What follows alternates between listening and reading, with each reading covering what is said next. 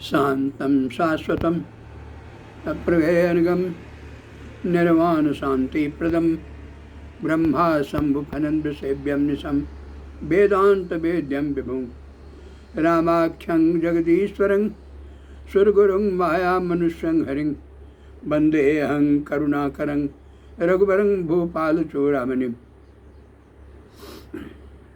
यस्यांके च विभाति भूधरसुता देवापगा मस्तके भाले बालविधुर्गले च गर्लं यस्योरपि व्यालराट् सोऽयं भूतिविभूषणः सुरवरः सर्वाधिपः सर्वदा सर्वः सर्वगतः शिवः शशिनिवः श्रीशंकर पातु माम्। अतुलितबलधामं हेम शैलाभदेहं धनुजबन कृशानं ज्ञानिनाम् अग्रगण्यं सकल गुण निधानं वानराणां धीशं रघुपति प्रिय भक्तं बात जातं नमामि।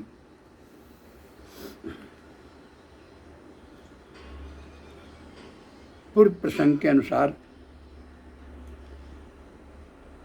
दोनों भाइयों ने राक्षसों का निशाचरण की, निशाचरों का नाश किया।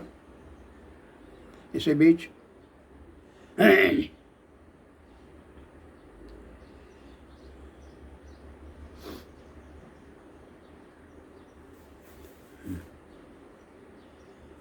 मुनि ने मारीच नामक निशाचरी को दिखाया।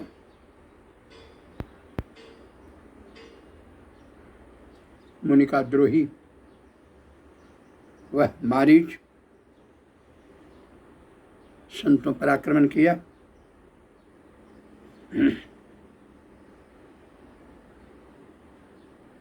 राम ने देखा आक्रमण करते, तुरंत राम ने अपने बाण पर बिना फर का बाण चढ़ाकर एक बाण मारा, उसको 100 योजन के समुद्र के पार फेंक दिया।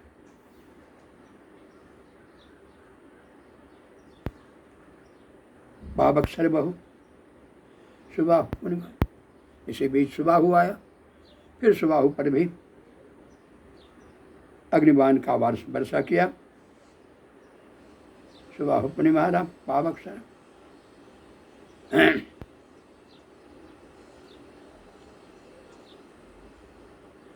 इस प्रकार निशाचर का नाश कर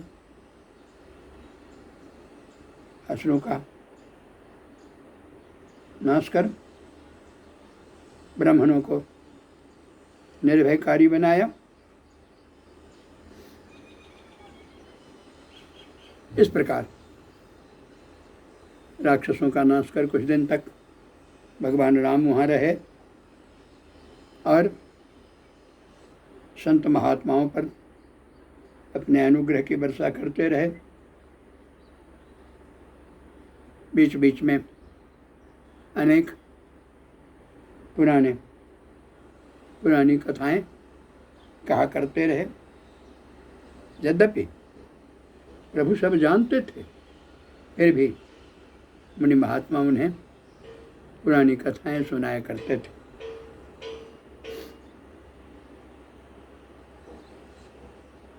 इसी बीच मुनि ने कहा, हे मुनि,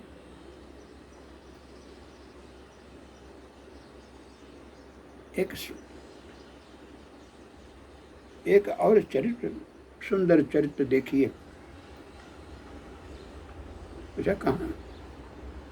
कहा धनुष यज्ञ सुनी रघुकुलनाथ। मुनि ने, स्वामित्व ने कहा कि धनुष यज्ञ हो रहा है। धनुष यज्ञ सुनकर भगवान राम प्रसन्न हो गए।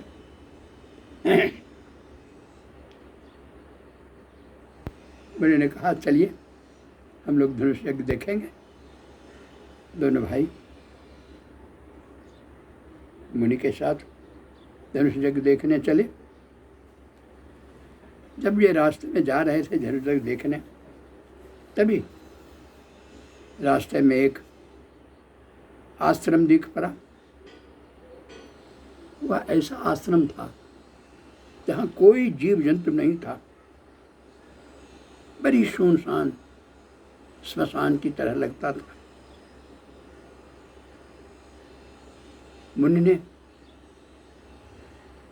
मुनि से भगवान राम ने पूछा,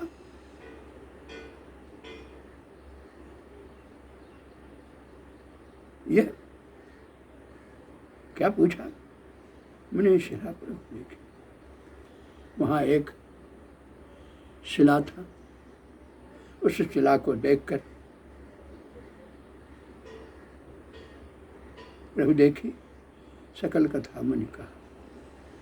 जब उन्होंने पूछा यह शिला क्या है, कैसे है, तो गुरु विश्वामित्र ने उनको सारी कहानी सुनकर सुनाई।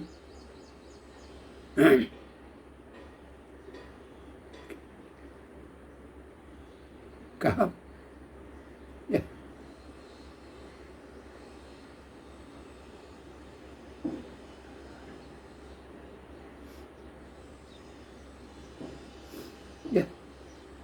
एक मुनि गौतम मुनि की पत्नी है। यह गौतम मुनि की शाप के वशीभूत होकर यह शिला बन गई है, शिला का देह धारण किया है। परंतु यह इसलिए किया है कि वह आपके धीरे से आपके चरण कमलों की धूलि चाहती है। हे रघुवीर,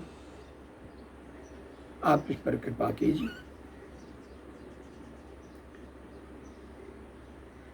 भगवान विश्वामित्र के ऐसा आदेश पाकर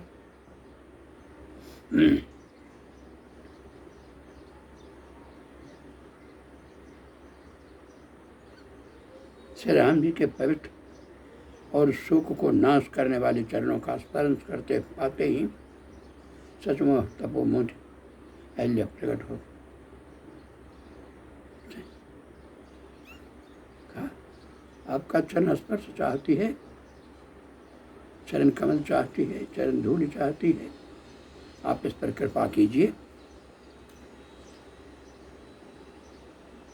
जब यह कथा भगवान को मालूम हुई तो परसत पद पावन शोक न सावन, प्रकट भई तप पुंज सही। जैसे उनके चरण कमल के धूलि का स्पर्श हुआ, स्पर्श होते ही वह शिलावत तपपुंज नारी के रूप में प्रकट हो गई। भगवान ने उसे नारी के रूप में प्रकट होते देखा। देखत रघुनायक जन सुखदायक, उस भगवान ने देखा जो सभी भक्तों को सुख ही देने पहुंचाने वाले हैं, दुख देने वाले हैं। इनको देख उस भगवान को देखा, अहिल्या ने भगवान को देखा और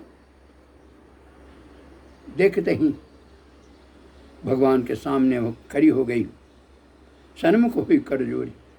उन्होंने दोनों हाथ जोड़कर भगवान के सामने खड़ी हो गई और अत्यंत प्रेम से पुलकित होकर वह भगवान से कुछ निवेदन करना चाहती है, परंतु प्रेम इतना अधिक कि वह उसके मुंह से कोई बात नहीं निकल सकी। वह सिर्फ भगवान के चरणों में लग गई, भगवान के चरणों को धरा। चरण का स्पर्श करते ही उसके दोनों आंखों से प्रेम के आंसू प्रवाहित हो गए।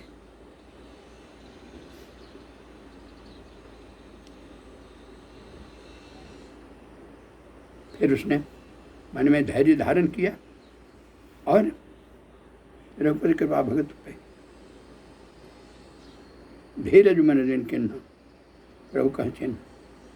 मन में धैर्य धारण करके अहिल्या ने जब ध्यान से भगवान को देखा तो भगवान को पहचान गई। प्रभु का चिन्ह, रघुपति कृपा भगत पाए। उसने समझ लिया कि भगवान की कृपा ही मुझ पर हुई है। अति निर्मल वाणी अस्तुत ठानी, ज्ञान गम्य गए जय रघुराई। उसने बड़े ही प्रेम पूर्वक भगवान की स्तुति की।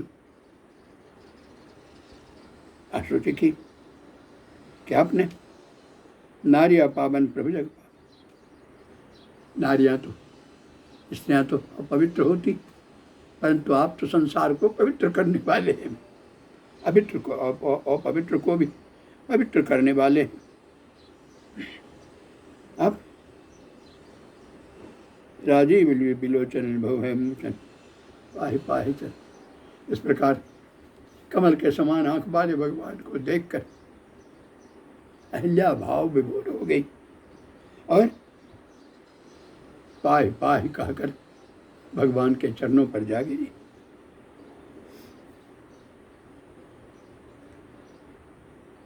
अब मनुष्याप ना अति बल किन्ना परम अनुग्रह में जाना।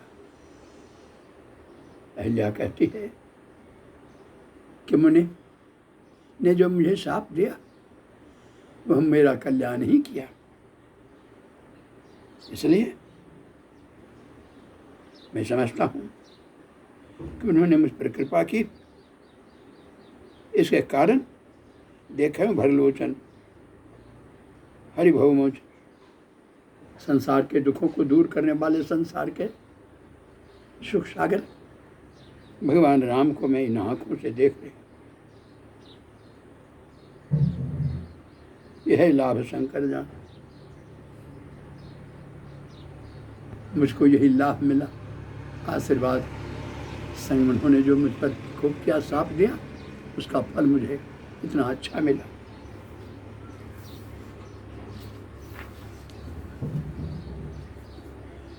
विनती प्रभु मोरी मैं मति ठोरी, भोरी नाथ न मांगो बरना। अब वह प्रार्थना करके अहिल्या कहती है कि हे नाथ, मैं आपसे प्रार्थना करती हूँ,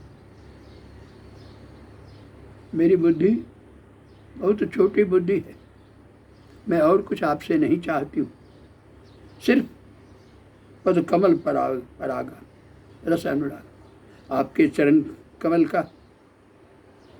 कमल का पराग ही मुझ पर करे पाना। मैं आपके चरण कमल केवल यही चाहती हूँ कि मेरा मन रूपी भौरा आपके चरण कमल के रज रूपी रस का सदा पान करता रहे।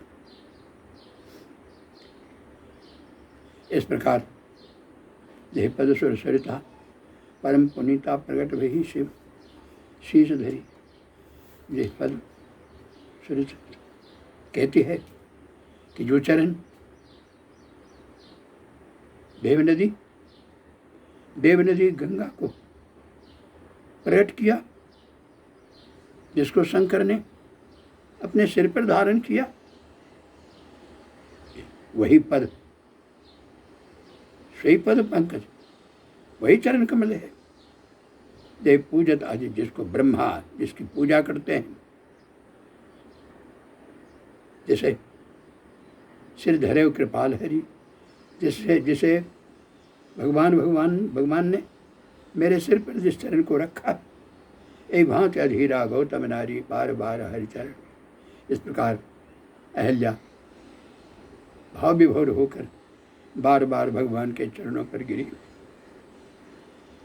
जो अचमन भावा सोबर पावा गए पतिलोक आनंद भरी। इस प्रकार जो मन में आया भगवान ने अहिल्या को आशीर्वाद दिया। आशीर्वाद पाकर वह फिर पति के आनंद से पतिलोक में चली गई।